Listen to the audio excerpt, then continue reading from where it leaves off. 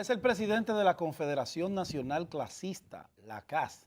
Gabriel del Río es nuestro invitado. Muy buenos días. Muy buenos señor días, del don Río. Gabriel. ¿Cómo está usted? Muchas gracias por la invitación. Aquí estamos a sus órdenes. Un Don hombre Gabriel, fajador, siempre. detrás siempre de resultados. Don Gabriel, entró el aumento con los acuerdos que se llegaron, la resolución que emitiera el Ministerio de Trabajo, pero escuchamos voces que todavía hay algunos empresarios y empresas que no han Cumplido. postemperado al llamado de la ley y pagarle el salario tal y como se acordó en la mesa del diálogo. ¿Cuál es la realidad, don Esa Gabriel? es una realidad que todavía tenemos pendiente.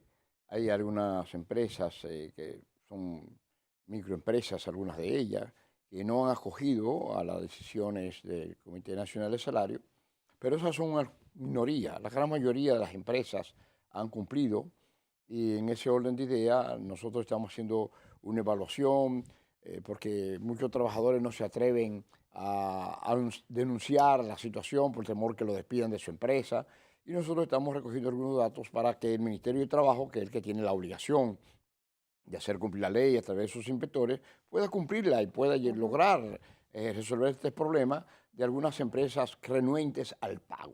Pero la gran mayoría ha cumplido. Estamos recordando que ahora es un 13%, hasta noviembre el 7%. Yo puedo decir que algunas otras empresas han cumplido ya con el 20%. Se han motivado y han motivado cumplido. porque reconocen que sus trabajadores merecen mejores condiciones salariales para estimular y animar a que sus trabajadores puedan tener un mayor rendimiento. Las empresas, los empresarios más inteligentes entienden que mientras más motivan a sus trabajadores, más posibilidades tienen que sus trabajadores puedan tener una mayor participación, una mayor dinámica en todo lo que es la producción y la productividad. Porque un trabajador mal motivado, mal pago, no se siente con el interés realmente de producir. Y es una realidad que tenemos en nuestro país. Y yo creo que este problema se va resolviendo y lo que queda son algunas personas, empresas renuentes, pero la gran mayoría han cubierto su compromiso de un 13% ahora y un 7% ya en el medio. ¿Se está haciendo entonces un levantamiento, don Gabriel? ¿Se está rastreando Nosotros a esas empresas? ¿Qué están haciendo? Motivando a trabajadores que están en las empresas que nos llamen, que nos den informaciones sobre la situación. Estamos hablando de la mayoría de las empresas donde no hay sindicato. Donde hay sindicato no hay ningún problema. Ahí se ha resuelto favorablemente. Por ejemplo, Poliplas, para por ejemplo, que es una de las empresas que tiene los mejores pactos colectivos en nuestro país, ahí no ha habido ningún problema y los empresarios están conscientes de que las cosas mejoran, aunque no como los trabajadores queremos y como la necesidad del país necesita, porque digámoslo bien claro, un 20%, ¿qué lo significa? Un 20% sobre 10.000 pesos. 2.000 pesos. Es ínfimo. Es ínfimo, no llena Eso las no tiene un expectativas, impacto nada. de gran escala para ningún O sea, que empresario. es una realidad. O sea, un 20% es una miseria, pero bueno, aquí hay que resolver todo el problema salarial dentro del proceso económico. Claro. Porque nosotros hablamos con claridad y nuestro país en el proceso que va de crecimiento ha mejorado indudablemente, pero esa mejoría no llega suficientemente a la mayoría de nuestra gente. Y eso no lo digo yo, lo ha dicho el Banco Central, nuestro director del Banco Central y todos los economistas conscientes y responsables han dicho lo mismo. Aquí se esperaba que por lo menos un 50 y tanto por ciento, eso es lo que podía resarcir un poco el déficit que ha acumulado en las últimas décadas, porque el poder adquisitivo del trabajador se ha perdido. O sea, los datos concretos, dice, el poder adquisitivo, o sea, que un trabajador con lo que gana hoy puede comprar menos de lo que hace 30 años. Aunque el Banco Mundial sí resalta, don Gabriel, el tema de la equidad, es decir, hay mucha gente teniendo buenos ingresos, pero entonces hay un desnivel, la desigualdad social, salarial, eso es reseñado en el informe. Y eso es claro, y la Iglesia Católica en sus documentos siempre ha dicho y ha mantenido una posición que no debe haber un salto tan grande, sí, una debe haber un 10-1 o un 20-1, o sea, que nadie debe ganar más de 10 veces lo que gana otro para poder hacer una justicia social, un equilibrio. Es muy abismal y el propio gobierno prohija ese tipo de desigualdades. Claro, porque es que no han logrado entender que los salarios son un elemento clave para mejorar la justicia social. Los salarios de la mayoría de los trabajadores, cuando tenemos salarios miserables, esos salarios no nos permiten un desarrollo como tal, como persona. Usted me podrá decir, bueno, el país ha mejorado mucho, puentes, carreteras, escuelas, todo lo que usted quiera, pero los trabajadores en sentido general, los asalariados eso es desarrollo económico, privados, no humano. porque no solamente estamos hablando del trabajador privado, es que el trabajador del Estado está en peores condiciones muchas veces que el público con salario miserable. Ahorita agarran los ayuntamientos, por Dios. Hay ayuntamientos que están pagando 4 y 5 mil pesos de salario. Esa gente que salen a recoger la basura, que le demandamos tanto nosotros, incluso salen a trabajar en condiciones infrahumanas, devengan salario de 4 y 5 mil pesos. Sí. Por supuesto. Lamentablemente. Lamentablemente aquí tenemos una situación salarial que nosotros lo que hemos demandado es, una cosa en los salarios es que se revisen los salarios para que haya un salario vital. O sea, nosotros aspiramos a un salario vital que le permita a la gente vivir. Porque usted dice, el costo de la vida se dispara en 28.000 y los salarios están en 7, 8, 9, 10.000. Usted dice, oye, pero ¿cómo puede Por vivir? lógica elemental, el salario mínimo debería estar relacionado directamente con el primer quintil de la canasta. Por lo menos. Por lo menos, el primer quintil habla de 13 mil pesos mínimo, tanto. Por lo menos. Por lo menos, pero ni siquiera llegamos a eso. No llegamos. ¿Por qué? Porque el salario mayor va a llegar a 15.000 y tantos pesos, pero todavía los salarios en el Estado fundamentalmente van a estar muy débiles y muy por debajo de las necesidades perentorias del trabajador y su familia. Gabriel, hay un elemento que a mí me llama poderosísimamente la atención. En estos días que se habla siempre de la necesidad de una reforma a la ley de seguridad social, y es el tema de los pensionados.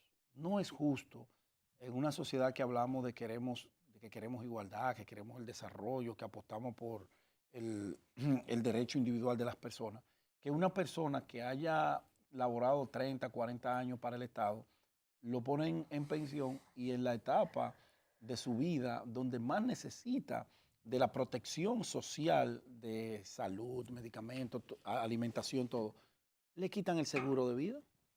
Bueno, eso es un problema. De vida no, el seguro médico. El seguro social, el seguro general, le quitan todo. Se lo quitan. Eso es una arbitrariedad.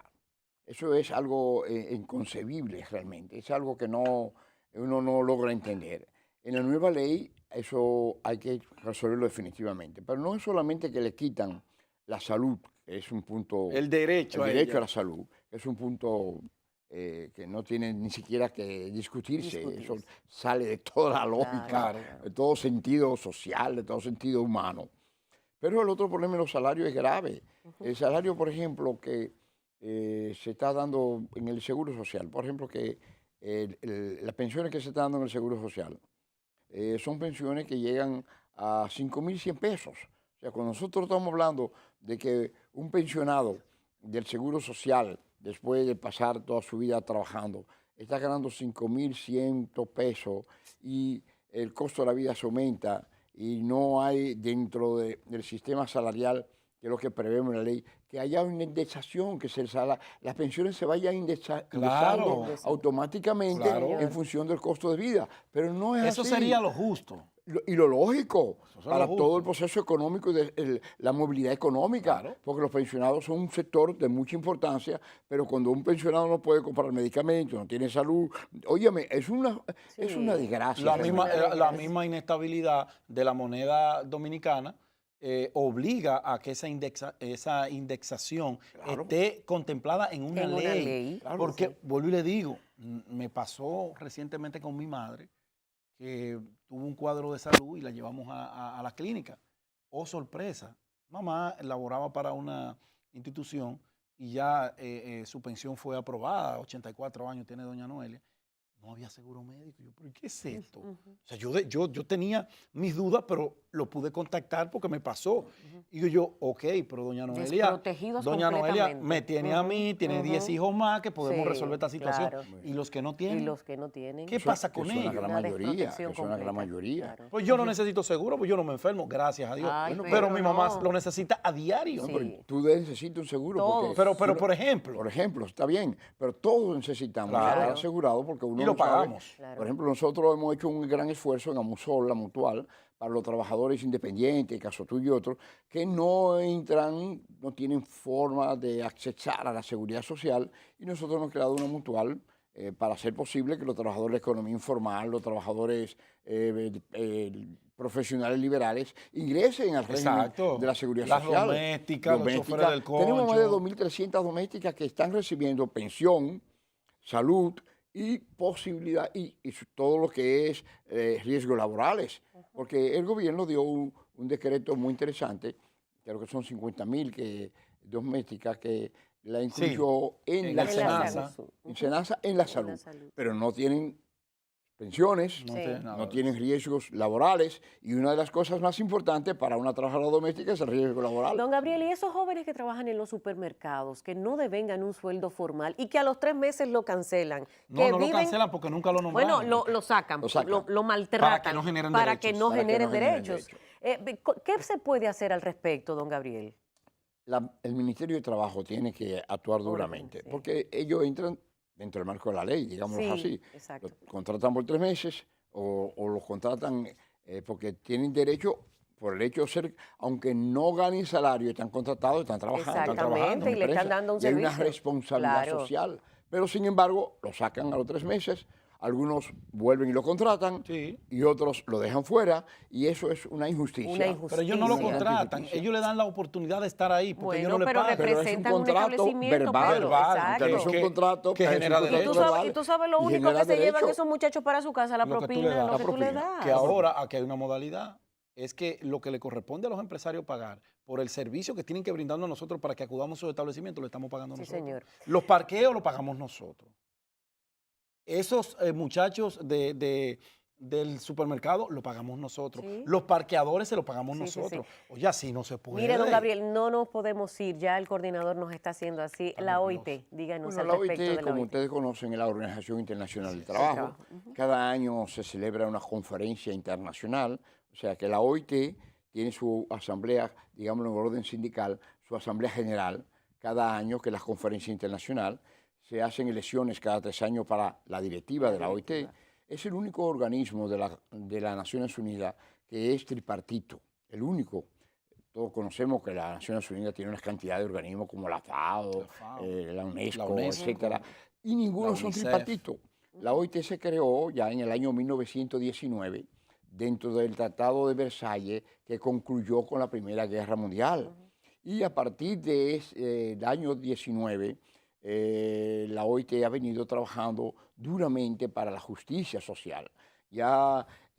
Y quiero resaltar que el secretario general Guy Ryder es por primera vez un sindicalista, director general de la OIT.